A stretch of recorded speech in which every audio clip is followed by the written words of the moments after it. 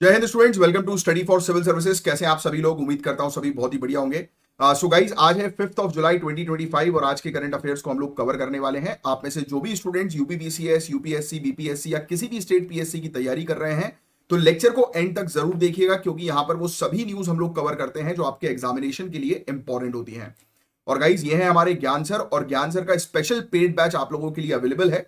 इन दिए गए नंबर पर कॉन्टैक्ट करके आप पेड बैचेस को जो है वो ज्वाइन कर सकते हैं। हमारे पेड बैचेस में आपके लिए जो कोर्सेज अवेलेबल हैं वो है UPPCS, BPSC, UKPSC, RO ARO, BEO, UP triple SC exam और इवन हरियाणा, राजस्थान, छत्तीसगढ़ पीएससी के कोर्सेज अवेलेबल हैं। अगर आपको जीरो से लेकर सिलेक्शन तक की प्रॉपर तैयारी करनी है तो कोर्सेज को जरूर ज्वाइन करिए। और आपको बता दें, यहाँ पर लेटेस्ट सिलेबस और लेटेस्ट ट्रेंड को ध्यान में रखते हुए जो है वो प्रॉपर तैयारी करवाई जाती है। राइट, तो फटाक से दिए गए नंबर पर जो है वो कॉन्टैक्ट करो और कोर्सेज को जो है वो ज्वाइन करो। और अगर आप रेगुलर बेसिस पर हमारे करंट अफेयर्स के लेक्चर्स को फॉलो करते हैं तो फोन पर बताइएगा, तो आपको कुछ एक्स्ट्रा डिस्काउंट भी जो है वो मिल जाएगा। और मैं हूं आपका एजुकेटर कमलाक्ष झा। तो चलिए आइए स्टार्ट करेंगे हम लोग सेशन को। ये है हमारे टॉपिक जिनको एक एक करके हम कवर अप करेंगे। इसके अलावा जो लास्ट लेक्चर था उसके कुछ 2-3 टॉपिक्स और थे, उनको भी हम लोग जो है वो कवर करेंगे, देखेंगे। अपने साथ फटाफट पेन और पेपर लेकर जो है वो बैठो, और जो भी चीज मैं आपको समझाऊंगा उस चीज पर आपको फोकस करना है, मेरी बातों को सुनना है ध्यान से। जो भी चीज मैं आपको एक्सप्लेन कर रहा हूं अपनी अंडरस्टैंडिंग पर फोकस करना, और जो चीज मैं बोलूंगा लिखने के लिए वो आपको नोट डाउन करनी है। तो सबसे पहले मैं आप लोग के कमेंट जो है वो देख लेता हूं। आयुष गुप्ता के आंसर्स आए हैं, वेरी गुड। कौशल सिंगल के आंसर्स आए हैं, बहुत बढ़िया। आयुषी सिंह, बहुत बढ़िया। अनुपमा अनुपमा और समीर ने लिखा है 3 जुलाई का। 3 जुलाई के लेक्चर में गाइस मैं आप लोग को बता दूं, वो लेक्चर जो था वो मतलब वो बेसिकली टॉपिक्स जो थे वो अभी मैं आपको बता देता हूं, जिन लोग के पास पीडीएफ जो है वो आती है। वो टॉपिक्स स्टैटिक पोर्शन के टॉपिक्स थे गाइस। 3 जुलाई के जो टॉपिक्स थे, आप जो भी स्टूडेंट्स जिन्होंने हमारे पेड कोर्सेज को ज्वाइन नहीं किया, जिनके पास पीडीएफ नहीं आती है, वो प्लीज नोट डाउन जो है वो कर लीजिए।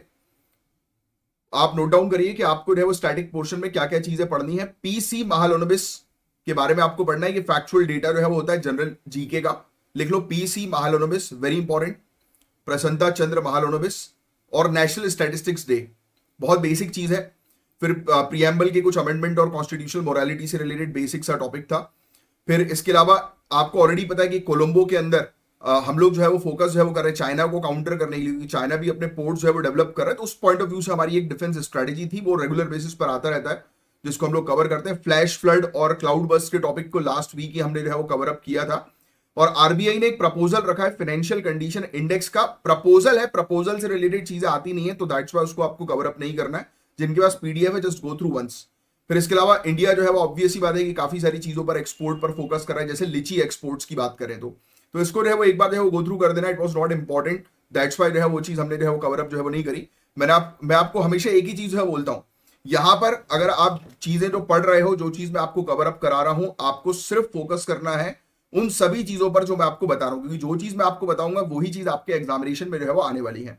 So just focus on the lectures और रेगुलरिटी, कंसिस्टेंसी मेंटेन करो जैसे सभी लोग करते आ रहे हैं हमारे रेगुलर स्टूडेंट्स। और बीच में जो क्वेश्चंस पूछता हूं उसके आंसर्स आपको नीचे कमेंट बॉक्स पे देना है। और प्लीज लाइक का बटन जरूर हिट किया करो लेक्चर को देखने के बाद। और अपार्ट फ्रॉम दैट आपको पता होना चाहिए कि मैं सेशंस में यानी कि इसी चैनल में आप देखेंगे पोस्ट वाले कॉलम को हमारे, तो उस पोस्ट वाले कॉलम पे आपको जो है वो नजर आएंगे काफी सारे क्वेश्चंस। रेगुलर बेसिस पर क्वेश्चंस आते हैं, तो आप वो क्वेश्चंस भी जो है वो रेगुलर बेसिस पर लगाना शुरू कर दो। गोल्डी एलेक्स, वेरी गुड यार, बहुत शानदार। ईशा ठाकुर, श्वेता यादव, राजेश शर्मा, राजकुमार, आप आंसर्स भी देना जो है वो शुरू करिए। Alright, perfect. तो चलिए without wasting any particular time let's start the topic. Hopefully आपने पेन और पेपर लेकर जो है वो आप बैठ गए होंगे। पहला जो टॉपिक हम लोग को जो है वो देखने को मिल रहा है, ये बहुत ध्यान से जो है वो सुनिए।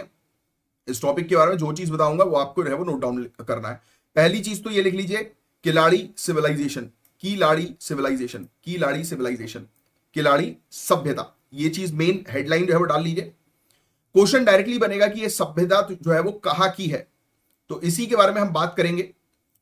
आपको पता है कि तमिल सिविलाइजेशन की जड़ें 800 बीसीई तक जा सकती हैं।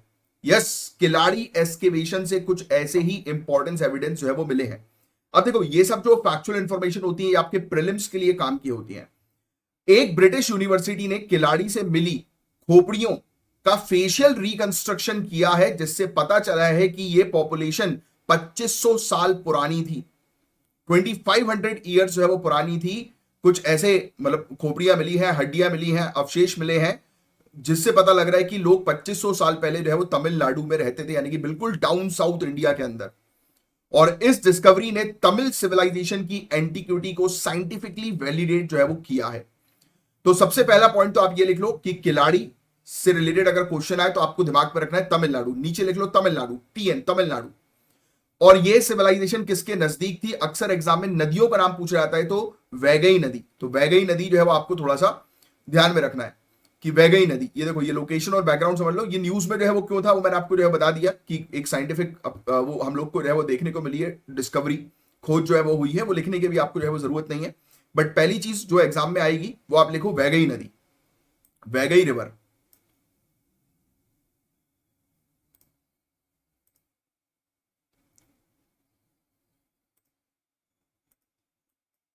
ठीक है, एक सेकंड।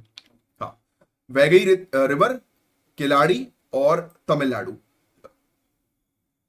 ठीक है, शिव गंगा जिला जो है वो लिखने की जरूरत नहीं, वो पूछेंगे नहीं। अब देखो, इस क्षेत्र की खुदाई करना जो है वो शुरू हुआ था 2015 में। सबसे पहले आर्कियोलॉजिकल सर्वे ऑफ इंडिया के अंडर ये खुदाई होती थी, एस्केवेशन होता था, फिर तमिलनाडु स्टेट आर्कियोलॉजी डिपार्टमेंट ने इन पूरी चीजों को हैंडल किया।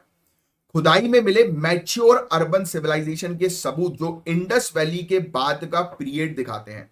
अच्छा, मुझे एक चीज ये बताओ कि जब हम कोई चीज खोदते, जैसे फॉर एग्जांपल मैंने अगर खुदाई करना शुरू किया जमीन की, तो मुझे जो सबसे पहले मिलेगा वो पुराना पीरियड होगा या अभी का लेटेस्ट पीरियड होगा?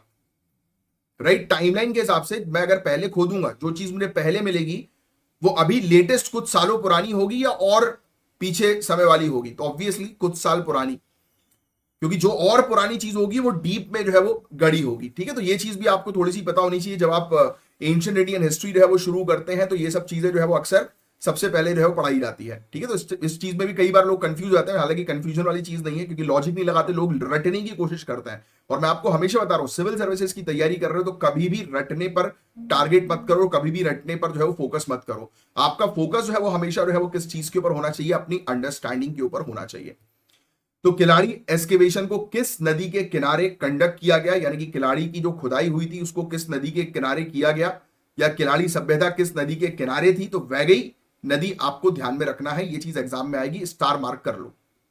अब कुछ चीजें जो सामने आती हैं, जैसे कि अगर हम बात करें डिस्कवरीज की, अब लिखना नहीं है, ठीक है, जो चीज मैं बोलूंगा वही चीज बस लिखनी है, इतनी फैक्चुअल इंफॉर्मेशन आपने लिख ली, दैट्स इट। 18,000 से ज्यादा आर्टिफैक्ट जो है वो मिले हैं जो कल्चरल, इंडस्ट्रियल और लिटरेरी डेवलपमेंट को रिफ्लेक्ट करते हैं। राइट, कि वहां का कल्चर कैसा था। खुदाई के दौरान काफी सारी ऐसी चीजें मिली, काफी सारे ऐसे मटके जो है वो मिले हैं, काफी सारे ऐसे चक्के मिले हैं, पहिए मिले हैं, टेराकोटा की सील्स जो है वो मिली हैं। टेराकोटा सील्स जो है वो समझते हो ना, ट्रेड के लिए यूज की जाती थी, व्यापार के लिए यूज की जाती थी। जैसे आज की डेट में आपके घर पर कोई कोरियर आता है तो उस पर एक पर्ची जो है वो लगी रहती है ना, उसमें लिखा रहता है कि अगर ये फटी हुई मिले या ये मतलब डैमेज मिले तो कोरियर रिसीव मत करो, है ना। तो वही पहले जो है होता था, वो सील्स का उपयोग जो है वो करते थे। राइट, फिर इसके अलावा कुछ बैंगल्स वगैरह जो है वो मिले, हाथी के दांत के आइवरी बैंगल्स, कॉपर टूल्स मिले हैं। राइट, गोल्ड के ऑर्नामेंट्स भी यहां पर मिले हैं। 120 से ज्यादा पॉटरी पीसेस, यानी कि जो मटके जो हैं, राइट, उनके पीसेस जो है वो मिले हैं। इन पर तमिल ब्राह्मी तमिल ब्रह्मी इंस्क्रिप्शन मिले हैं। लिख लो, तमिल ब्रह्मी स्क्रिप्ट्स यहां पर जो है वो देखने को मिली। ये वाला पॉइंट लिख लो आप, ये वाला जो लिखा हुआ है यहां पर पॉटरी, उस पर काफी सारे नाम वगैरह लिखे हैं, ऐसे नाम जो है आपसे पूछेंगे नहीं। तो अभी लेटेस्ट में जो खुदाई हुई है उसमें तमिल ब्रह्मी इंस्क्रिप्शन देखने को मिला है। तो क्वेश्चन ये भी आ सकता है कि किलाड़ी सिविलाइजेशन का इंस्क्रिप्शन जो है वो क्या था। किलाड़ी सिविलाइजेशन जो हम लोग को जो है वो देखने को मिलती है, वो किन मतलब भाषिक पहचान जो थी उनकी क्या थी। तो आप ये जो है वो ध्यान में रखिएगा थोड़ा सा। राइट, क्लियर ये वाले पॉइंट्स। अब नेक्स्ट कुछ इंस्क्रिप्शन थे जिसमें साथन, इसिरी, कथीरन, इलाबू, जो मैंने भी आपको जो है बताया। राइट, ये दिखाते हैं कि पहले तमिल आइडेंटिटी जो है वो यहां पर हुआ करती थी। वाटर मैनेजमेंट और अर्बन प्लानिंग के एविडेंसेस भी मिले हैं जो इस सिविलाइजेशन की संगठित अर्बन लाइफ जो है वो दिखाते हैं कि ये सिविलाइजेशन जो है यहां पर बिल्कुल प्रॉपर तरीके से स्टैब्लिश अर्बन लाइफ जो है वो हुआ करती थी। लिखने के लिए आपको आवश्यकता नहीं है, दैट इज नॉट इंपॉर्टेंट। अब किस प्रकार से संगम लिटरेचर वेरी इंपॉर्टेंट, आपके सिविल सर्विसेज में अक्सर संगम से रिलेटेड क्वेश्चंस आते ही आते हैं। तो संगम एज गाइस जनरली मानी जाती है 300 बीसीई से लेकर 300 सीई के पीरियड की, राइट। तो ये चीज आपको जो है वो ऑलरेडी पता होगी, देख सकते हो आप। 300 बीसीई से लेकर 300 सीई का पीरियड जो था वो अर्बन सिविलाइजेशन का पीरियड, ये सभी लोग जानते हैं। हालांकि ये बेसिकली 600 सीई तक भी जो है वो काफी सारी किताबों में बताया गया है, राइट। संगम एज वाला, सॉरी संगम एज वाला। पर किलाड़ी इस डिस्कवरी जो हुई है, किलाड़ी में अभी जो लेटेस्ट डिस्कवरी हुई है, इसने इस सिविलाइजेशन का टाइमलाइन पुश कर दिया है 800 बीसीई तक। यानी कि किलाड़ी सिविलाइजेशन और पुराना था और पहले का था, ये अभी लेटेस्ट साइंटिफिक स्टडी जो है वो बता रही है। इसका मतलब ये है कि literacy, trade, urban life Tamil Nadu में काफी पहले एग्जिस्ट किया करती थी। यानी कि लोग डाउन साउथ जो है वो जाकर, यानी कि बिल्कुल बॉटम में इंडिया के जाकर जो है वो सेटल हो गए थे, राइट। तो ये चीज हम लोग को जो है वो देखने को मिल रही है। फिर इसके अलावा कुछ डाइस मिले हैं, राइट। वो लूडो खेलते हैं ना, उसमें डाइस होता है। तो ऐसे ऑब्जेक्ट्स भी शो करते हैं कि लोगों की सामाजिक और मनोरंजक जीवन व्यवस्था भी थी, यानी कि लोग एंटरटेनमेंट के पर्पस के लिए गेम्स वगैरह भी यूज करते थे। तो वो चीज खुदाई में मिली है, तो दैट इज नॉट इंपॉर्टेंट, बहुत बेसिक सी चीज है। अब इन सब चीजों के पॉसिबल लिंक्स हम लोग को जो है वो देखने को मिलते हैं, इनके साथ भी है, इंडस वैली सिविलाइजेशन के साथ, सिंधु घाटी सभ्यता के साथ, है ना। स्कॉलर्स कहते हैं कि हो सकता है कि कल्चरल कंटिन्यूटी हो इंडस और तमिल सिविलाइजेशन के बीच में डिस्पाइट 100 इयर्स गैप। क्योंकि कहीं ना कहीं से आप लोगों ने जो है वो ऑलरेडी पढ़ा है कि इंडस वाली सिविलाइजेशन जब समाप्त हुई थी, खत्म हुई थी, तो यही लोग जो थे वो इंडिया में दूसरी जगह जाना जो है वो शुरू हो गए थे, राइट। कुछ लोग ईस्ट की तरफ जो है वो चले गए, कुछ लोग साउथ की तरफ चले गए। तो अभी ये जो तमिल की जो लेटेस्ट डिस्कवरी हो रही है, ये बेसिकली लिंक्स क्रिएट कर रही है, बोल रही है कि नहीं यार, संगम एज से भी इनका संबंध है, इनका संबंध जो है वो इसके साथ भी है, इंडस वाली सिविलाइजेशन के साथ भी। बट ये प्रॉपर सबूत, मतलब पुख्ते तरीके से हम लोग नहीं कह सकते, 100% फैक्ट के तौर पर जो है वो नहीं कह सकते। और वैसे भी एंशिएंट इंडियन हिस्ट्री जब आप पढ़ते हो तो कभी भी फुल स्टॉप मत लगाना किस चीज पर कि ये 100% जो है वो फैक्ट है। आपको नहीं पता कि कुछ सालों बाद शायद इसका लिंक किसी और चीज के साथ कनेक्ट हो जाए, इसलिए हम लोग प्रोबेबली वर्ड का जो है वो यूज करते हैं, राइट, अनटिल अनलेस उससे रिलेटेड हमारे पास कोई पुख्ता सबूत ना हो, राइट। तो तमिलनाडु गवर्नमेंट जो है वो चाहती है आज की डेट में, अगर हम जो है वो चर्चा करें, ये देखो यहां पर, तो तमिलनाडु गवर्नमेंट जो है वो चाहती है कि सेंटर आर्कियोलॉजिकल रिपोर्ट को पब्लिक करे, कि केंद्र सरकार जितनी भी आर्कियोलॉजिकल रिपोर्ट है उसको पब्लिक के सामने लेकर आए। और सेंटर का कहना है कि पीयर रिव्यूड साइंटिफिक डेटा अभी और चाहिए। मतलब सेंटर कह रही है कि नहीं भाई, अभी इतने एविडेंसेस जो है वो पर्याप्त नहीं है, हमें और एविडेंसेस चाहिए। तो जब ऐसी चीजें होती है ना, तो इससे रिलेटेड एग्जाम में क्वेश्चंस नहीं आ रहे। दैट्स व्हाई आपने देखा कि अभी जब मैं आपको पढ़ा रहा था उस दौरान मैंने आपको सिर्फ एक ही चीज बताई कि अभी लेटेस्ट जो है वो कुछ खोपड़ियों के फेशियल रिकॉग्नाइजेशन किया कुछ साइंटिस्ट ने, और ये पता लग गया है कि ये जो खोपड़ियां हैं वो बहुत साल पुरानी थी। मतलब यहां पर जो तमिलनाडु के अंदर जो सिविलाइजेशन था वो संगम एज जो प्रिडिक्ट किया जाता है 300 बीसीई से लेकर 600 सीई या 300 से 600 सीई का टाइम पीरियड, वो उससे भी पुराना है, उससे पहले का है। तो ये चीज मैंने आपको क्यों नहीं लिखवाई, the reason being is that ये आपके लिए अभी एग्जाम में नहीं आएंगी। मैं यहां पर सिर्फ वही चीज आपको लिखाऊंगा, उसी चीज के कॉन्सेप्ट्स आपको बताऊंगा जो आपके लिए इंपॉर्टेंट है। और ये भी जरूर बीच में बताता रहूंगा कि क्योंकि देखो क्या होता है कि मेरा काम आप लोग को सिर्फ पढ़ाना नहीं है, मेरा काम ये भी बताना है कि जब आप इंडिविजुअली खुद से भी पढ़ें, जनरल स्टडीज का या फिर कहीं और से कोई आर्टिकल पढ़ें, तो आपको क्लियरली पता होना चाहिए कि आपके एग्जाम के लिए क्या इंपॉर्टेंट है, क्या इंपॉर्टेंट नहीं है। कैसे पता लगेगा, अब देखो यहां पर क्या हो गया, यहां पर एक टसल हो गई। सेंटर को अभी तक सेंटर कंफर्म नहीं है, सेंटर इस डेटा पर पुष्टि नहीं कर रही है 100% कि नहीं भाई हम इस डेटा को मानेंगे, इसलिए तो वो पब्लिश नहीं कर रही है। Are you getting? ये डिबेट चल रहा है, और जब ये डिबेट कंक्लूड होगा तब क्या चीज सामने आती है, उस अकॉर्डिंग हम अपने एग्जाम के लिए नोट्स बनाएंगे। वरना क्या जरूरत, जब आएगा नहीं एग्जाम में वो चीज, तो उससे रिलेटेड नोट्स बनाने की क्या आवश्यकता। Are you getting this? तो कभी भी चीजें पढ़ो ना तो तरीके से पढ़ो कि क्या आ सकता है क्या नहीं आ सकता। लोग यही गलती करते हैं अक्सर सिविल सर्विसेज के अंदर, सब कुछ पढ़ लेंगे, सबसे रिलेटेड नोट्स बना लेंगे, अपना टाइम वेस्ट करेंगे। इस एग्जाम के अंदर it is very important what to skip, कि क्या स्किप करना है। यही स्टूडेंट्स को जो है वो समझ में नहीं आता, इसलिए वो सबसे बड़ी गलती करता है, राइट। हर चीज जो है पढ़ने की, हर चीज आपको नहीं पढ़ना। अब सुनो चैलेंजेस जो है वो क्या है। तो देखो डेटा पब्लिश करने में डिले से एकेडमिक और पब्लिक अंडरस्टैंडिंग हैम्पर होती है। अगर आप डेटा जो है वो टाइम पर रिलीज नहीं करोगे तो दूसरे जो आर्कियोलॉजिस्ट हैं, दूसरे जो लोग हैं जो कल्चरल स्टडीज पर काम करते हैं, हिस्ट्री पर काम करते हैं, तो वो और बेटर तरीके से रिसर्च नहीं कर पाएंगे। यस। नेक्स्ट, सेंटर और स्टेट एजेंसीज के बीच में कोऑर्डिनेशन आज की डेट में हमें चाहिए, एस्केवेशन और प्रिजर्वेशन से रिलेटेड। ये सब चैलेंजेस है जो यहां पर लिखे हुए हैं, आपको सिर्फ सुनना है। टूल्स जैसे कि DNA analysis, carbon dating, forensic reconstruction, इससे क्रेडिबिलिटी जो है वो बढ़ सकती है, क्योंकि यस आज की डेट में हम लोग जो है वो बेहतर अगर टूल्स का इस्तेमाल जो है वो करेंगे तो हम लोग को पुख्ता सबूत जो है वो मिलना शुरू होंगे, फैक्ट्स मिलना शुरू होंगे जो आर्कियोलॉजिकल एविडेंसेस है उससे related. Museums, local language publications और स्कूल करिकुलम के थ्रू कल्चरल लिटरेसी जो है वो बढ़ाई जा सकती है। बट ये सब तभी पॉसिबल होगा जब ये रिपोर्ट जो है वो पब्लिकली पब्लिश की जाएगी। तो इसीलिए तो ये इश्यूज चल रहे हैं। आपको तो यहां पर बस किलाड़ी के बारे में ध्यान में रखना है कि किलाड़ी सिविलाइजेशन कहां से एसोसिएटेड है, तमिलनाडु, किस नदी के किनारे है, वैगई नदी के किनारे है। थोड़ा सा टाइम पीरियड अभी लेटेस्ट जो एक्सकेवेशन हुआ उसके बारे में अगर बात करें, किलाड़ी एक्सकेवेशन ये टाइम पीरियड लिख लो 800 BCE, 800 BCE suggested by latest report, ये ऐसा लिख लेना कि 800 BCE।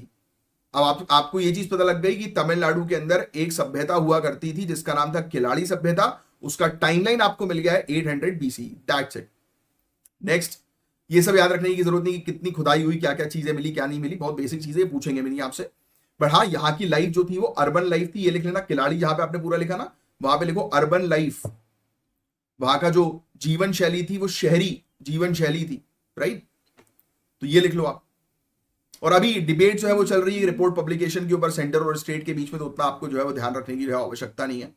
और इसका लिंक कहीं ना कहीं हम लोग को संगम से रिलेटेड भी देखने को मिला, बट ये संगम से पुरानी है। आपसे एग्जाम में कई बार टाइमलाइन से रिलेटेड क्वेश्चन आ सकते हैं कि संगम एज एक जगह लिखा है, एक जगह किलाड़ी लिखा है, इसको क्रोनोलॉजी में अरेंज करो, तो हमेशा किलाड़ी संगम से पहले ही आएगी, क्योंकि अभी लेटेस्ट रिपोर्ट ने इस चीज का प्रूफ जो है वो दे दिया है, राइट।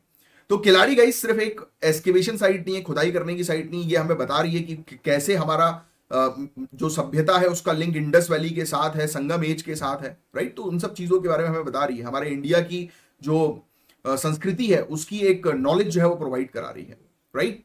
तो बस यही था एक पूरा ओवरऑल टॉपिक जिसका आपको एक अच्छा आइडिया जो है वो होना चाहिए, राइट। चलिए अब नेक्स्ट टॉपिक की तरफ हम जो है वो आगे बढ़ेंगे। हाँ, again a very very important topic guys, लिख लीजिए डिजिटल इंडिया @10, डिजिटल इंडिया @10। ये नोट्स बनाने के लिए बोल रहा हूं, @10 लिख लो। तो हम बात करेंगे एक ऐसे इनिशिएटिव की जिसने गवर्नेंस यानी कि शासन का मतलब बदल दिया है, और ये डिजिटल इंडिया मिशन 1 जुलाई 2025 को इस इनिशिएटिव ने अपना 10 साल का सफर जो है वो कंप्लीट किया है। तो 1 जुलाई 2025 को डिजिटल इंडिया मिशन के 10 इयर्स कंप्लीट हो गए, इसलिए मैंने आपको लिखा है डिजिटल इंडिया @10, जिससे कि आपको क्लैरिटी जो है मिल जाएगी। 10 साल की यहां पर बात हो रही है डिजिटल इंडिया की। अब ये चीज जो मैं आपको बताऊंगा, कुछ पॉइंट्स जो आपके मेंस के लिए काफी इंपॉर्टेंट हो सकते हैं। तो डिजिटल इंडिया गाइस ये एक गवर्नेंस फोकस्ड स्कीम थी, योजना थी, इनिशिएटिव था। भाई आप अपने फोन से जो है वो फटाक से गवर्नमेंट सर्विसेज जो है वो अवेल कर सकते हो आज की डेट में, पहले ये पॉसिबल नहीं था। यस, किस टाइप की गवर्नमेंट सर्विसेज कोई बता सकता है? आपको ड्राइविंग लाइसेंस जो है वो री इशू करवाना है तो आप ऑनलाइन ड्राइविंग लाइसेंस इशू जो है वो करवा सकते हो। आपके जितने भी डॉक्यूमेंट्स हैं आप ऑनलाइन जो है वो अपलोड कर सकते हो। स्कीम्स के लिए आप ऑनलाइन अप्लाई कर सकते हो। यस, कम ऑन, यही सब चीजें तो पॉसिबल बना दी डिजिटल इंडिया मिशन ने। अब आपको सरकारी दफ्तर नहीं जाना पड़ता, आपको जो है वो common service centre common service centre CSC पे जाकर जो है वो आपको आधार कार्ड को अपडेट कराने तो आप करवा सकते हो, राइट। तो कितनी सुविधाएं जो है वो हो गई हैं, रिमोट एरियाज तक, दूर दराज के एरियाज तक डिजिटलाइजेशन के कारण कितनी सुविधाएं मिलना जो है वो शुरू हो गई लोगों को, जनता को। तो जब ये मिशन जब शुरू हुआ उससे अब ये 10 इयर्स कंप्लीट हो गए, तो क्या क्या चीजें बेटर हुई हैं उस पर हम लोग जो है वो अभी बात करने वाले हैं, ध्यान से सुनना। तो अब ये डिजिटल इंडिया के डिजिटल पब्लिक इंफ्रास्ट्रक्चर DPI का बैकबोन है। पहली चीज तो जितना भी डिजिटल इंफ्रास्ट्रक्चर है वो इसी मिशन के थ्रू ही जो है वो हमने चालू किया है, क्योंकि हमने प्लान बनाया, मिशन बनाया, उसके अकॉर्डिंग चीजें एक एक करके जो है वो करना शुरू करी। जैसे UPI है ना, तो ऐसी चीज है, चाहे वो गवर्नेंस हो, सर्विस डिलीवरी हो, इकोनॉमिक पार्टिसिपेशन हो, या AI जैसे टेक इनोवेशन हो। आज की डेट में AI चैटबॉक्स का यूज हम लोग कर रहे हैं वेरियस स्कीम्स के अंदर, वेरियस प्लेटफॉर्म्स के अंदर, याद हो आपको तो, वेरियस वेबसाइट्स में, है ना। तो ये चीजें हैं।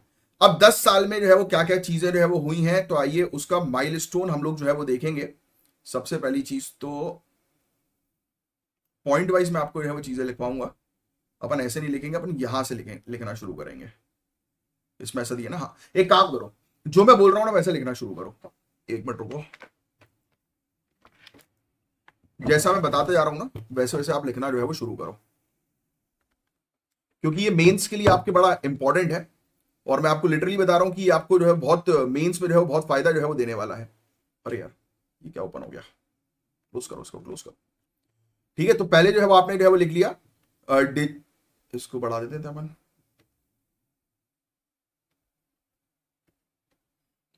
थिकनेस थोड़ी बढ़ा देते हैं।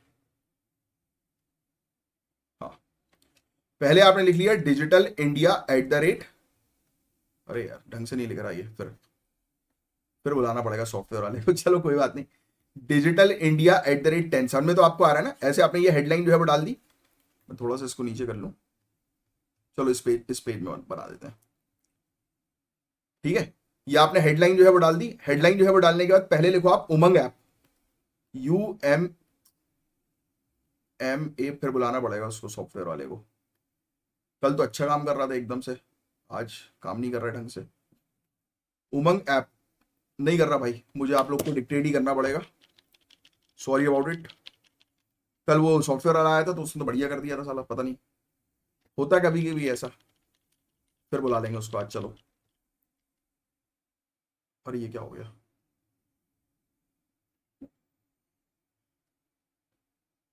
जूम आउट कैसे होगा अभी ये? चलो आप लिखना तो शुरू करो, उमंग एप्लीकेशन।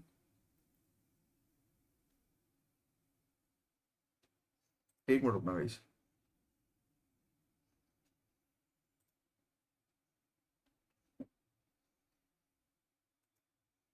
हाँ हाँ, अब सही हो गया ना? नहीं एक और कम कर दूं, अब I think it is good, है ना? अब ठीक है, अब ठीक है, अब ठीक है।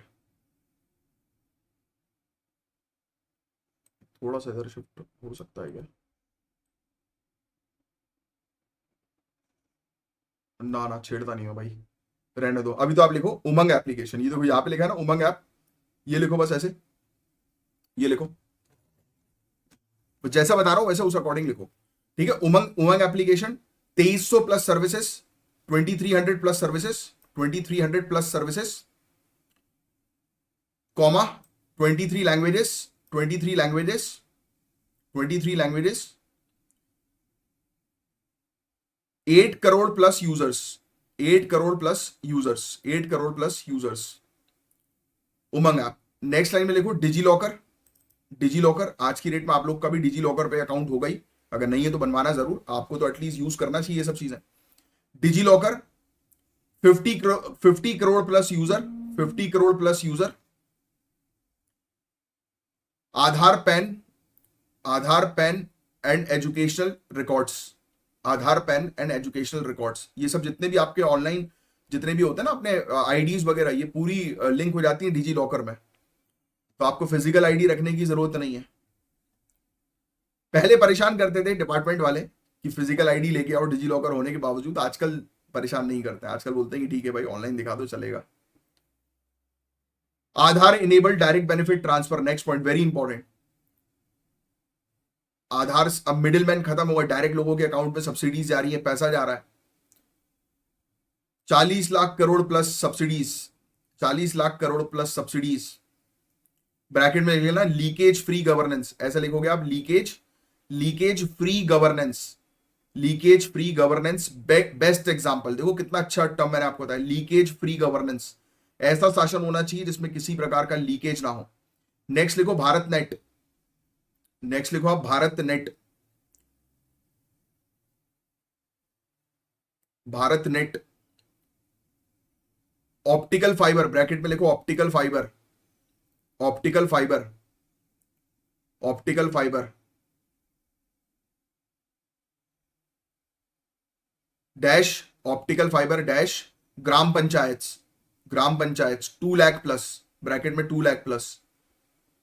तो भारत नेट ने ग्राम पंचायत पर इंटरनेट कनेक्शंस ले आए, 2 लाख से ज्यादा ग्राम पंचायत को कनेक्ट कर दिया। अब ये मैं इसलिए लिखवा रहा हूं आपसे क्योंकि ये आप मेंस में लिखोगे, आपको पता होना चाहिए। यूपीआई लिखो, यूपीआई,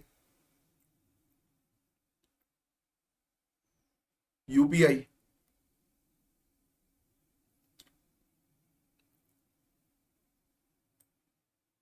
ये लिखना 2023-49% 49%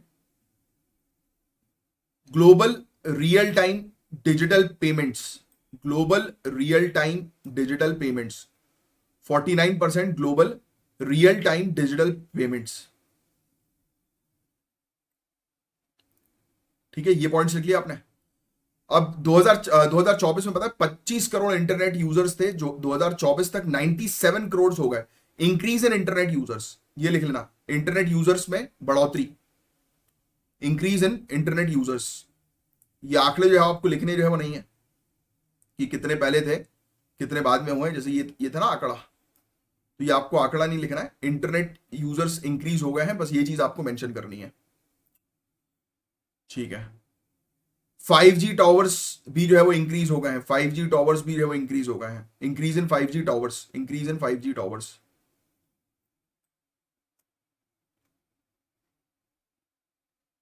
इंक्रीज इन 5G टावर्स। आप ये सब एग्जांपल्स बताओ किस पे लिख सकते हो कि इंडिया के अंदर जैसे मेंस में क्वेश्चन आ सकता है कि डिजिटल डिवाइड को फिल करने के लिए जो गैप है, डिजिटल गैप, उसको फिल करने के लिए सरकार के क्या प्रयास है, तो ये पूरे पॉइंट्स आप लिख सकते हो कि देखो सरकार ने जो है वो डिजी लॉकर के माध्यम से, इंटरनेट टॉवर्स एक्सपेंशन के माध्यम से, इंटरनेट यूजर्स एक्सपेंशन के माध्यम से जो है वो काम करना शुरू किया है। राइट, ये भी लिखना आप, ये बहुत इंपॉर्टेंट है। Global India AI summit, India का G20 प्रेसिडेंसी, और डीपीआई एक्सपोर्ट, ये भी लिखेंगे आप, डीपीआई एक्सपोर्ट इनिशिएटिव के थ्रू ग्लोबल लेवल पर डिजिटल फुटप्रिंट एक्सपेंड किए हैं। आज की डेट में हम लोग इन सब माध्यम से इंटरनेशनली भी जो है वो आगे बढ़ रहे हैं। यूपीआई, आधार जैसे डीपीआई मॉडल्स अब ग्लोबल साउथ में अडॉप्ट होने की पोजीशन में। आपको पता है ना कि हमारा यूपीआई जो है वो अलग अलग कंट्रीज में आज की डेट में जो है वो एक्सेसिबल है।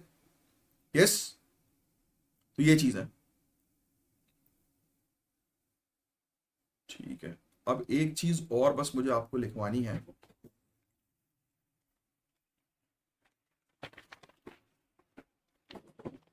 हाँ, अब जो मैं बता रहा हूं वो चीज लिखो आप। मैं क्या करता हूं, मैं स्टडी करके जो है वो ऑलरेडी इसलिए रखता हूं क्योंकि आपके सामने पूरी चीज प्रॉपर तरीके से लिखूं। आप ये चीज लिखवाऊं, ये चीज लिखो, foundational pillars, foundational pillars of digital India,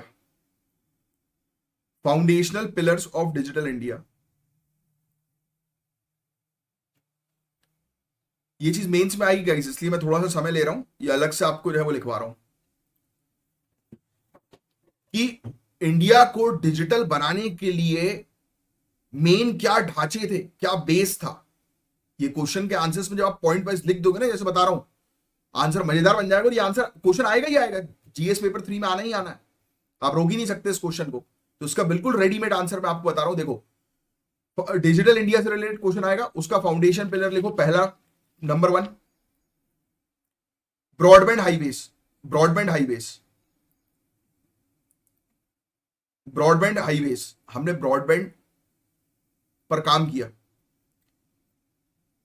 जैसे उस पर की ना ऑप्टिकल फाइबर्स वगैरह। तो पहला पॉइंट ब्रॉडबैंड हाईवेज। दूसरा पॉइंट लिखो universal mobile access, universal mobile access. हमने मेनली जो है फोकस किया किस चीज के ऊपर कि सभी लोगों को जो है वो मोबाइल में कनेक्टिविटी हो सके, सभी लोग जो है वो मोबाइल चलाएं। यूनिवर्सल मोबाइल एक्सेस, मोबाइल का एक्सेस सभी के पास होना चाहिए। तीसरा है ई गवर्नेंस, तीसरा है ई गवर्नेंस।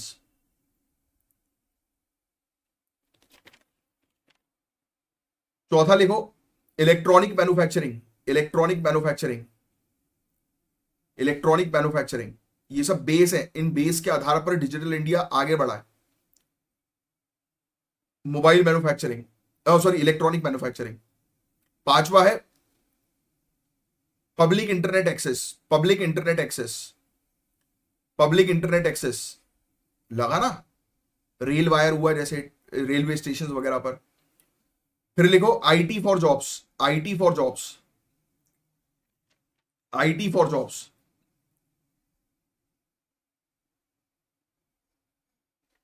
फिर digital literacy, digital literacy, digital literacy. Service on demand, services on demand, services on demand, services on demand, digital empowerment. Next लिखो डिजिटल एम्पावरमेंट। ये क्या है? ये बेसिकली फाउंडेशनल पिलर्स हैं डिजिटल इंडिया के। इन पिलर्स के आधार पर हमारा जो डिजिटल इंडिया जो है वो तैयार हुआ है, बना है। क्योंकि यही सब चीजें एक एक पॉइंट, इनमें से अगर 5 पॉइंट भी आपने याद रख लिए ना और मेंस में लिख दिया बिल्कुल हेडलाइन डालकर कि इन चीजों पर आधारित डिजिटल इंडिया जो है वो तैयार हुआ है, राइट। ये प्लान्स थे हमारे, इस प्लान ने डिजिटल इंडिया को सक्सेसफुल बनाया। या फिर ऐसे भी, यानी कि बढ़िया तरीके से, इस तरीके से भी बना सकते हो अपने उसके अंदर, आंसर के अंदर। जैसे कि पहले पॉइंट में देखो, जैसे आपने लिखा foundational pillar for digital India, ठीक है, ऐसे लिख लिया। फिर उसके बाद ऐसे करके भी बना सकते हो मेंस के आंसर में। देखो इस तरीके से ऐसे डायग्राम के थ्रू बनाओगे ना तो और बढ़िया आपका जो है वो आंसर जो है वो रहेगा। जैसे एक में जो है आपने लिख दिया, क्या था, क्या लिखवाया था मैंने आपको, एक मिनट एक एक करके बता ही देता हूं ना। देखो ब्रॉडबैंड हाईवेज आपने लिखा, ब्रॉडबैंड हाईवेज, राइट।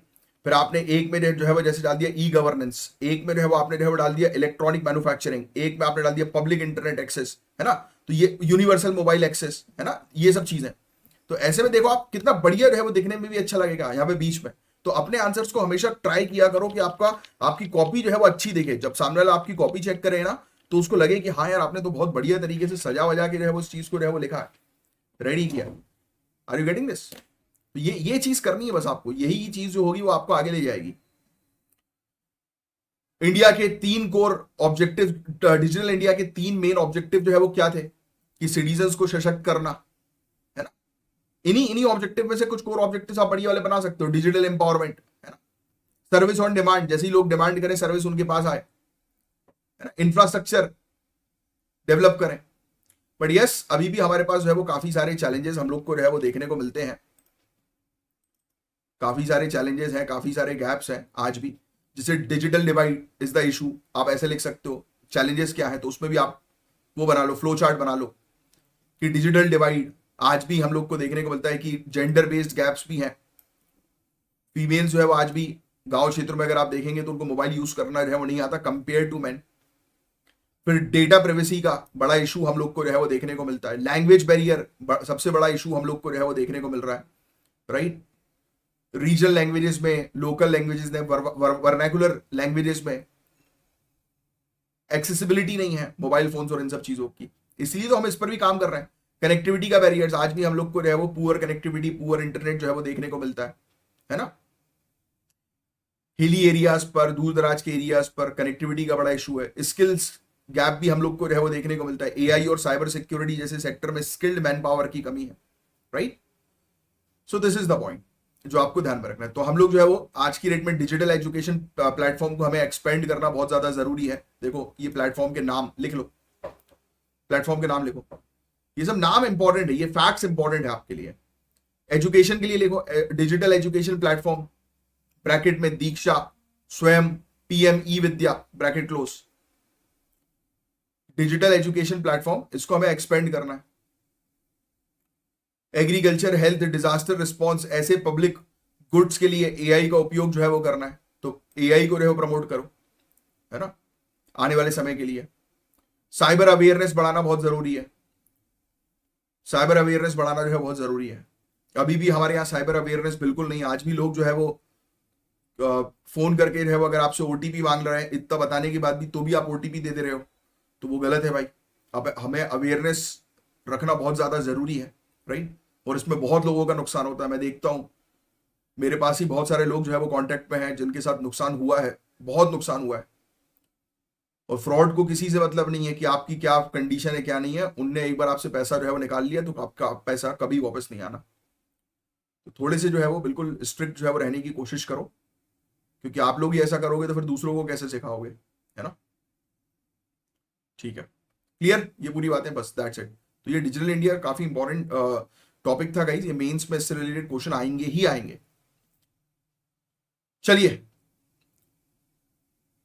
तो डिजिटल इंडिया ने service delivery, transparency, citizen engagement के नए बेंचमार्क तो सेट कर दिए, जैसा हमने जो है वो डिस्कस किया था, राइट।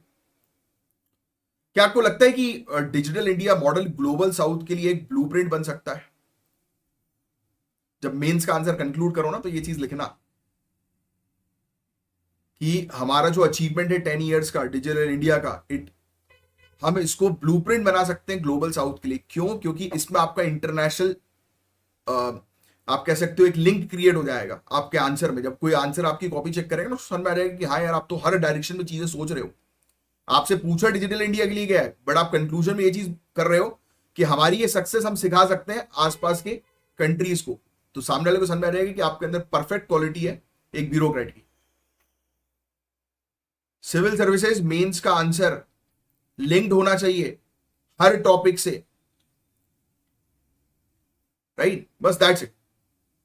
नेक्स्ट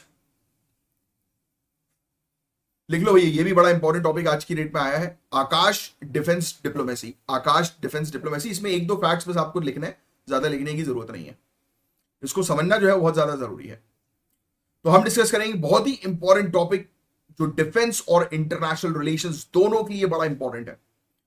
इंडिया का आकाश मिसाइल सिस्टम और डिफेंस डिप्लोमेसी। हालांकि इससे रिलेटेड टॉपिक पिछले एक आधी महीने में कई बार हम लोग कवर कर चुके हैं। ये बिल्कुल ये पहलगाम के बाद से ही ये टॉपिक्स आ रहे हैं, तो आइए डिस्कस करते हैं। तो ब्राजील ने ब्रिक्स समिट के पहले इंडिया के आकाश एयर डिफेंस सिस्टम में फॉर्मल इंटरेस्ट जो है वो दिखाया है। तो ब्रिक्स समिट से पहले ब्राजील जो है वो हमारे आकाश मिसाइल सिस्टम में इंटरेस्टेड है। पहला पॉइंट दिमाग में रखो। ये इंटरेस्ट आया ऑपरेशन सिंदूर के बाद, जहां इस सिस्टम ने एरियल थ्रेट्स को काउंटर करके अपनी कैपेबिलिटी प्रूव करी। देखा होगा आप लोगों ने वीडियोस कि किस तरीके से पाकिस्तान से आने वाले ड्रोन्स जो थे और अटैक्स जो थे उसको हमने काउंटर किया। ये हुआ है proper Akash air defence system से। Next line, Akash air defence system, ये लिख लीजिए आप। Next line, Akash air defence system used in operation Sindoor. सिर्फ इतना लिख लोगे तो आपको क्लियर हो जाएगा कि हाँ यार ये सिस्टम यूज किया था, है ना। क्वेश्चन ये भी आ सकता है कि ऑपरेशन सिंदूर में किस मिसाइल सिस्टम ने काम किया है, तो आकाश एयर डिफेंस सिस्टम। ठीक है, तो ये फैक्ट थोड़ा सा ध्यान में रखिएगा। इसी के नीचे एरो बना लो, आकाश एयर डिफेंस सिस्टम के नीचे एक एरो बना लो और लिखो मीडियम रेंज। मीडियम रेंज यहीं पे लिखा होगा, ये पूरी चीज लिख लो। Medium range mobile surface to air missile, ये क्वेश्चन आ सकता है क्योंकि ऑपरेशन सिंदूर से रिलेटेड सिस्टम कौन सा यूज हुआ, ये आएगा ही आएगा, ये प्रीलिम्स पे आ सकता है। ये लिख लो मीडियम रेंज मोबाइल, मतलब इसको आप एक जगह से दूसरी जगह आसानी से ले आ सकते हो। Surface to air missile, surface to air missile, इसका उपयोग ऑफेंसिव और डिफेंसिव एरियल थ्रेट्स को न्यूट्रलाइज करने के लिए होता है। यानी कि हम खुद भी शूट कर सकते हैं और ये खुद भी ऑटोमेटिकली डिफेंसिव के तौर पर भी यूज किया जा सकता है। किसने इसको डेवलप किया है, क्वेश्चन अक्सर ये वाला पूछा जा सकता है। पूरी चीज लिख लो। डीआरडीओ ने भारत डायनेमिक्स लिमिटेड और भारत इलेक्ट्रॉनिक्स लिमिटेड के साथ मिलकर इस एयर डिफेंस सिस्टम को तैयार किया है। इस एयर डिफेंस सिस्टम को तैयार किया है।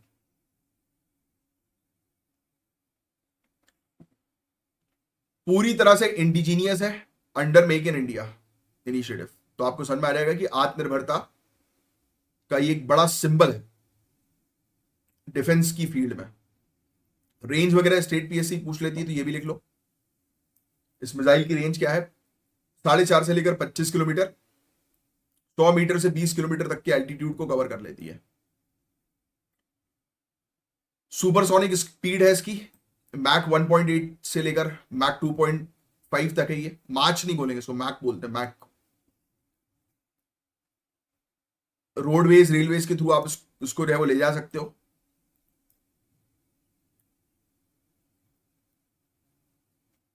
ठीक है, इनक्रिप्टेड कम्युनिकेशन टेक्नोलॉजी इसके अंदर, वो सब लिखने की जरूरत नहीं।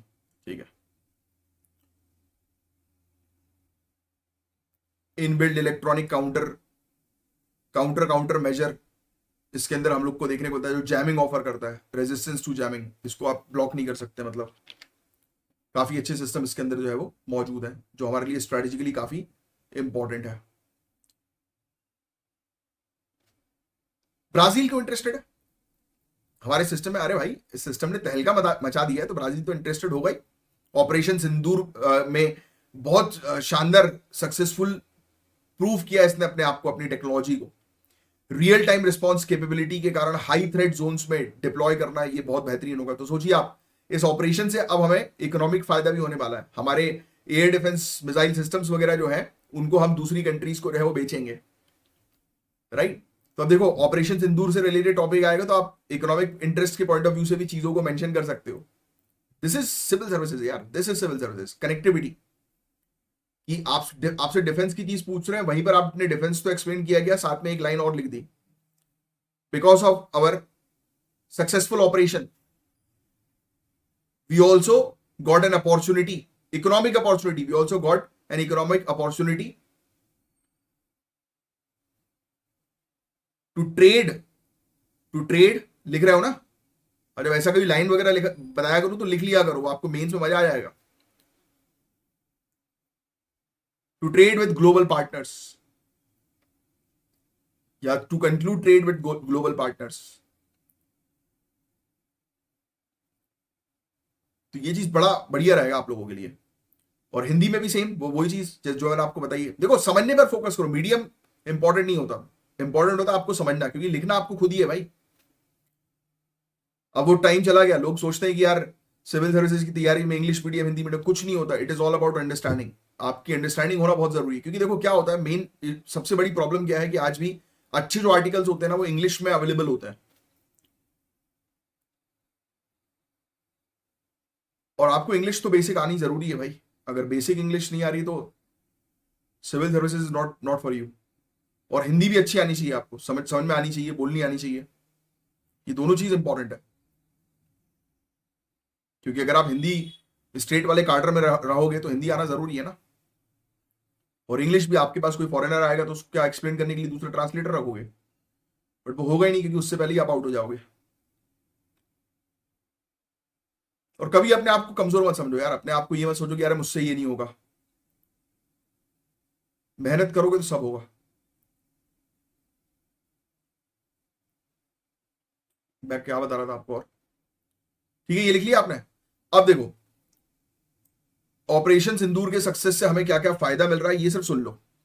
देखो, पहली चीज तो अब हमने दिखा दिया हमारी कैपेबिलिटी, आत्मनिर्भरता की, कि हमारा खुद का मिसाइल या खुद के डिफेंस सिस्टम्स कितने पावरफुल है और कितने सक्सेसफुल है। तो इंडिजीनियस डिफेंस टेक्नोलॉजी का एक्सपोर्ट हो रहा है, इकोनॉमिक हमें फायदा मिल रहा है, पहचान हमारी हो रही है। इंडिया एक रिलायबल आर्म सप्लायर बन रहा है, कि जिस पर लोग जो है वो भरोसा कर सके। और उसका एग्जांपल आप ब्राजील का दे सकते हो, कि ब्रिक्स समिट से पहले ब्राजील जो है वो इंटरेस्टेड है इंडिया के मिसाइल सिस्टम के ऊपर। फिर इसके अलावा ब्राजील के इंटरेस्ट से इंडिया की साउथ अमेरिका में स्ट्रेटेजिक एंट्री जो है वो हो सकती है। सोचिए आप, ये डील सिर्फ एक्सपोर्ट नहीं बल्कि joint military deals, manufacturing, research and development collaboration भी ओपन करती है। तो देखो, हमारे ऑपरेशन सिंदूर जो था वो सिर्फ डिफेंसिव ऑपरेशन नहीं था, बट उसके सक्सेस के बाद हम लोग को देखो कितना इकोनॉमिकली और इमेज वाइज भी कितना फायदा मिल रहा है। अब इंडिया और ब्राजील के बारे में थोड़ी सी चर्चा कर लें। तो ब्राजील चाहता है कि cost effective high quality defence system उसकी मिलिट्री मॉडर्नाइजेशन के लिए जो इंडिया प्रोवाइड कराएगा। इंडिया की पोजीशन जो है वो है कि वो ऑल्टरनेटिव है ट्रेडिशनल वेस्टर्न आर्म्स एक्सपोर्टर का। महंगे भी होता है ना, वेस्टर्न कंट्री से आने वाले आर्म्स महंगे होते हैं। हम लोग जो है वो कम कॉस्ट में अगर वेपन सप्लाई करेंगे तो सोचिए फायदा हमें मिलेगा। जैसे कि हमने मेडिकल इंडस्ट्रीज की बात करें तो आपको याद हो कि हमारी अरे क्या बोलते हैं यार, जेनरिक मेडिसिन में हम बाप है एक्सपोर्ट के मामले में। यस, तो सेम वैसे ही cost effective, powerful, reliable weapons अगर हम प्रोवाइड कराएंगे तो हम उसमें भी लीड कर जाएंगे। ठीक है, तो आने वाले समय में बातचीत जो है वो और होगी, और भी सारी एरियाज पर हम लोग को जो है वो काम करना जरूरी है। और इंडिया जो है वो इस प्रकार से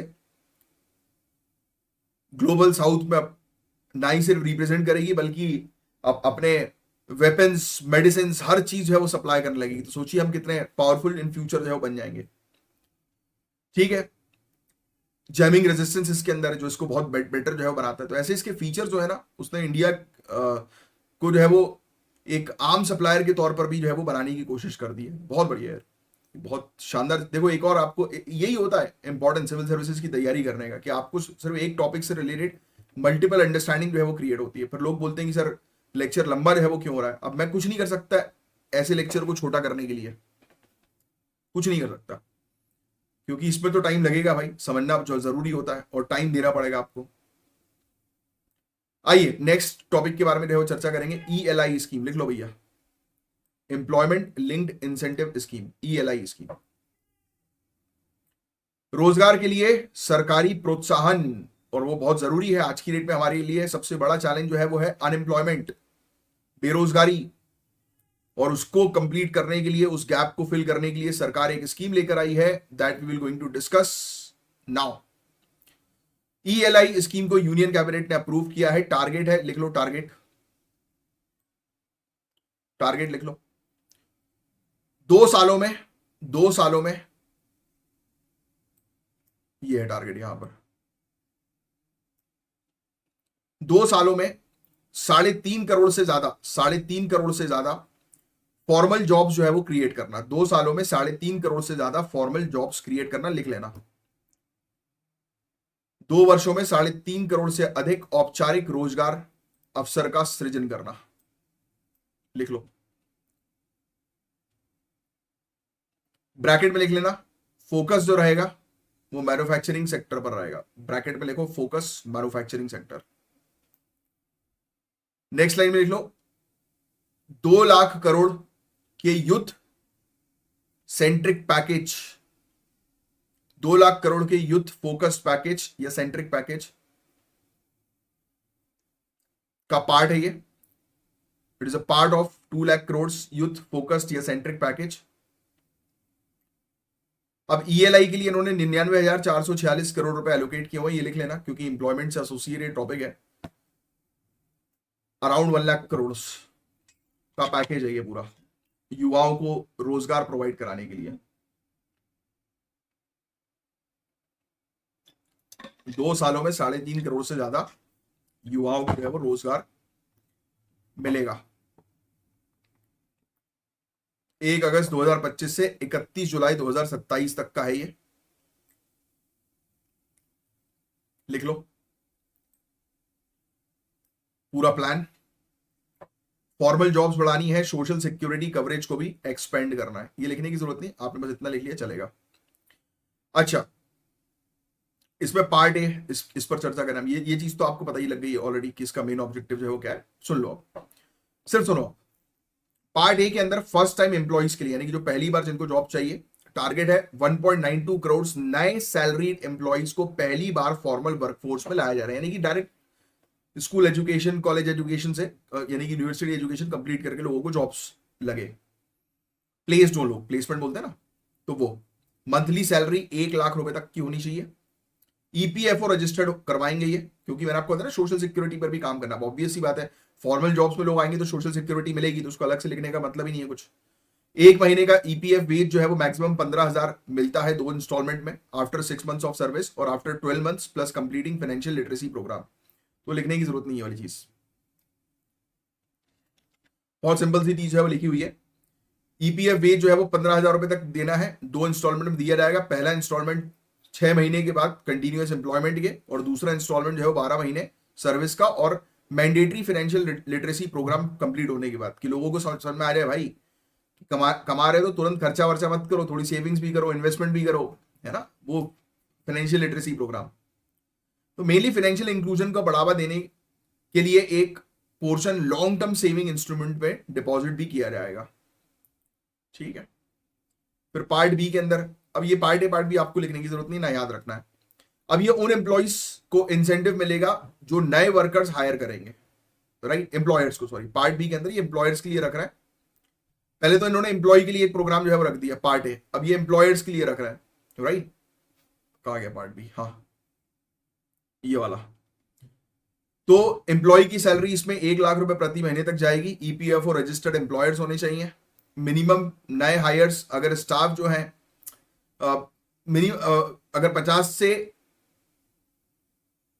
से कम स्टाफ है इनका, जैसे लिखा हो ना उन्होंने, तो एटलीस्ट 2 एडिशनल वर्कर्स इनको हायर करने पड़ेंगे, और 50 से नीचे है तो मिनिमम 5 नए वर्कर्स जो है वो हायर करने पड़ेंगे। तो ये थोड़ा इन्होंने कंफ्यूजिंग वाला सिनेरियो दिया हुआ है, तो उसमें आपको ध्यान में रखने की जरूरत नहीं है, ठीक है।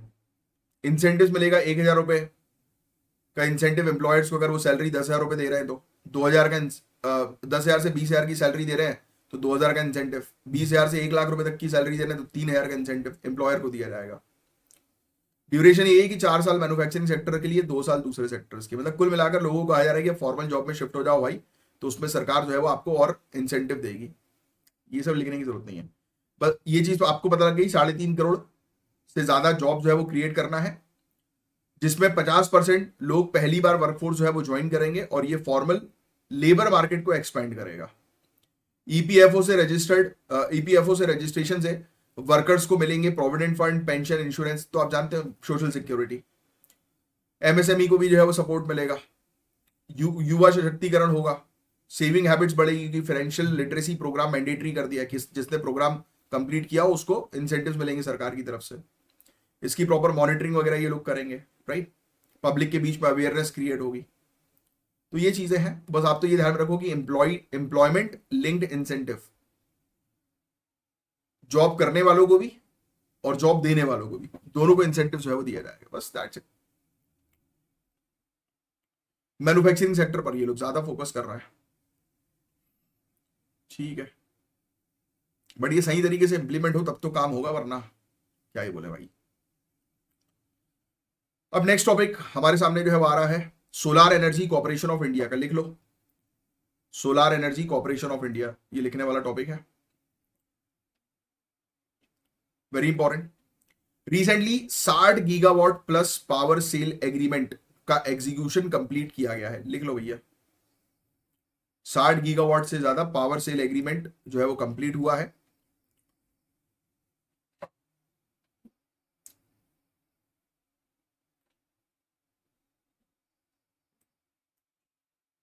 पावर सेल एग्रीमेंट्स,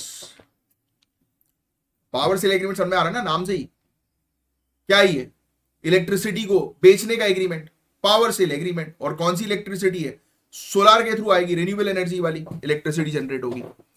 विंड और हाइब्रिड एनर्जी प्रोजेक्ट्स के लिए है ये पावर सेल एग्रीमेंट्स, राइट। ये चीज लिख लो आप, power sale agreement, sorry, solar, wind और हाइब्रिड एनर्जी प्रोजेक्ट्स के लिए हम लोग को देखने को मिलता है।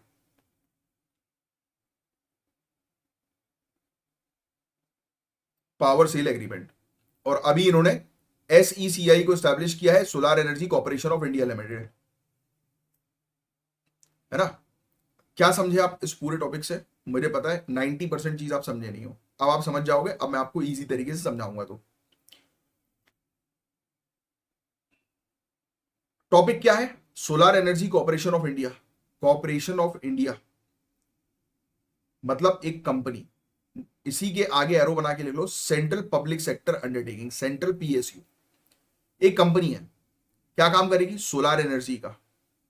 और इसने जो है वो क्या किया, रिसेंटली एक एग्रीमेंट को कंप्लीट किया है 60 गीगावाट से ज्यादा एनर्जी जनरेट करने वाला।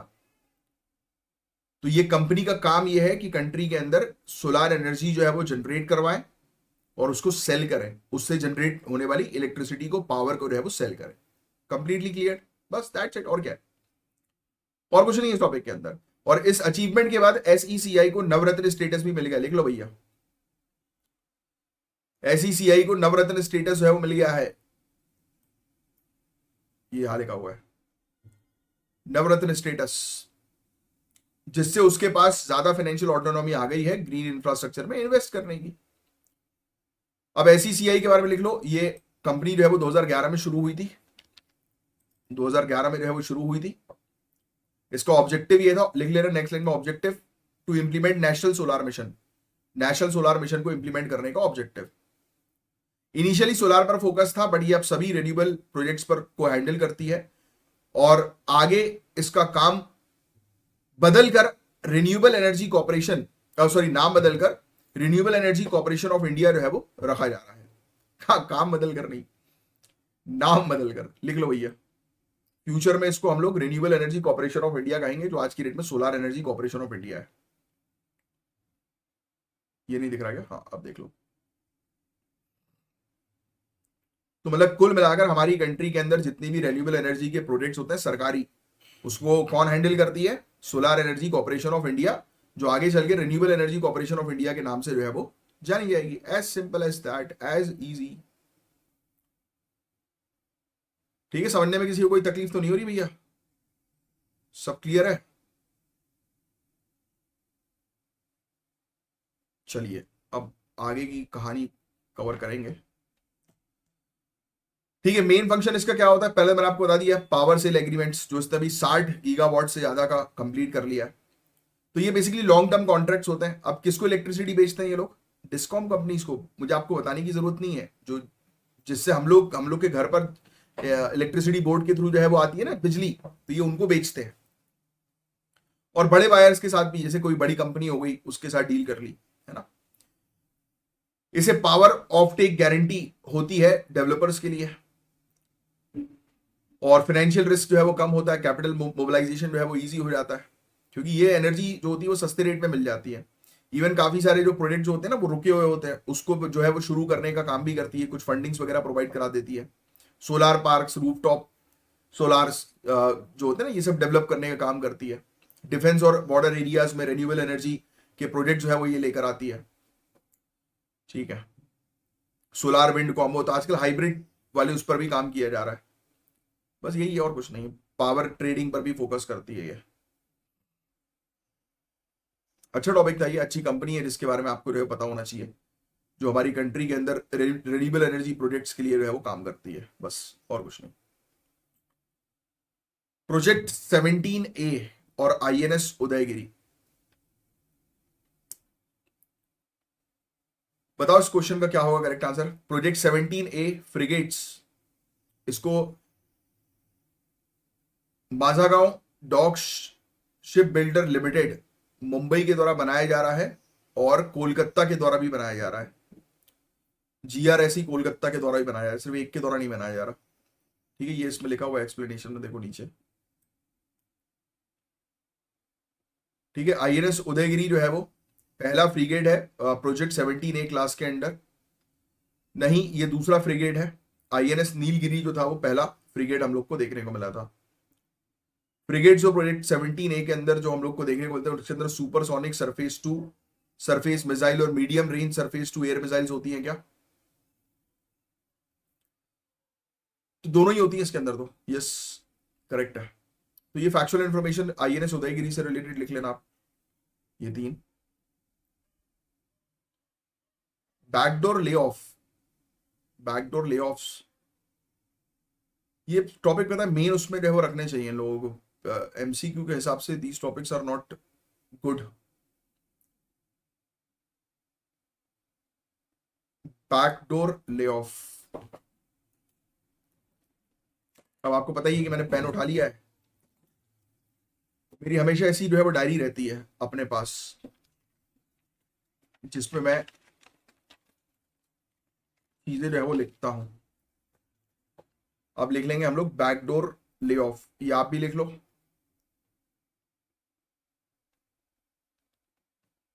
बैकडोर ले ऑफ,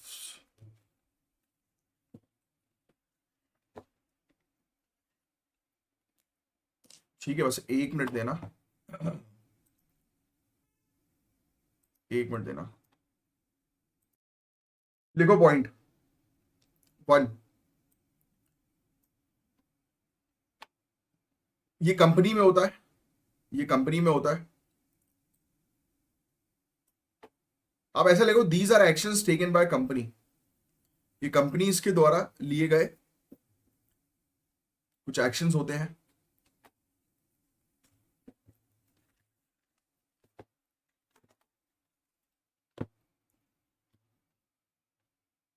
जिसके अंदर कंपनी जो है वो पॉलिसी चेंज करती है, जैसे लिखा हुआ ना, जिसके अंदर ऐसा लिखो आप, जिसके अंदर companies generally changes it's policies, generally company अपनी नीतियां बदलती हैं, जिससे जिससे एम्प्लॉयज खुद ही रिजाइन कर दें,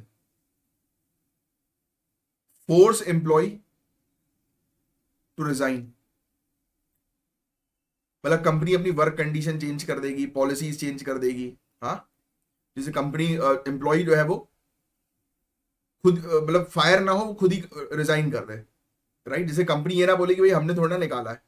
तो ये बेसिकली एक कुछ स्ट्रैटेजीज होती है जो आज की डेट में कंपनीज खेल रही हैं।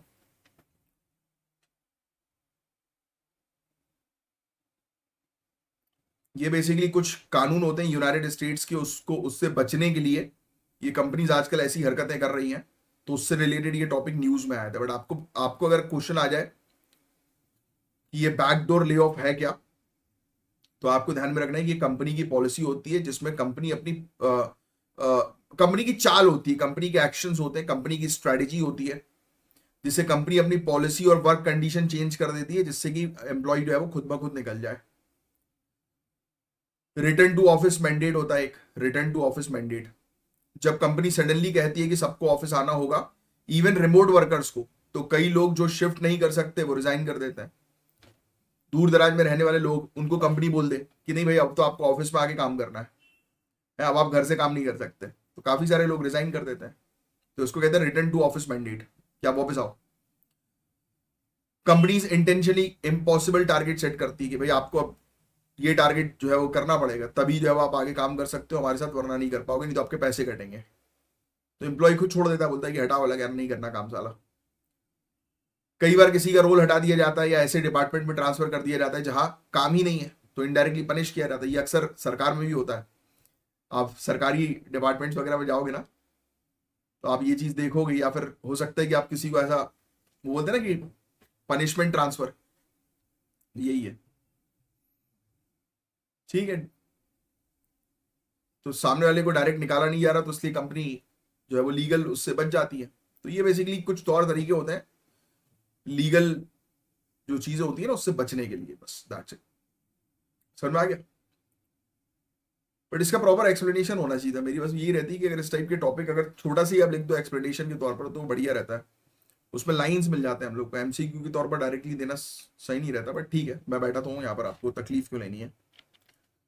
चलिए गाइस, ये वाला एक टॉपिक था, पूरा हमने कंप्लीट कर लिया है। और ये ज्ञान सर है, ज्ञान सर के स्पेशल पेड बैच को ज्वाइन करने के लिए दिए गए नंबर पर जरूर कांटेक्ट करें।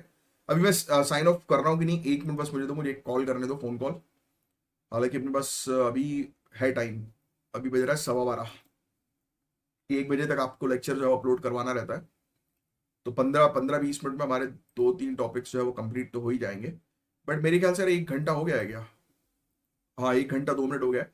चलो आज के लिए बस यहीं पे साइन ऑफ करता हूँ। कल संडे वाला दिन है, कल ये 2-3 टॉपिक्स जो है वो आपके अब एक अपलोड जो है वो कर दूंगा, जो कल के लेक्चर के जो है बचे हुए थे। ठीक है, तो बस रेगुलर रहो, कंसिस्टेंट रहो ऐसे ही। और लेक्चर अच्छा लगा है तो कमेंट बॉक्स पे जरूर लिख कर बताओ, और लाइक का बटन जरूर हिट करो। जय हिंद, जय श्री महाकाल।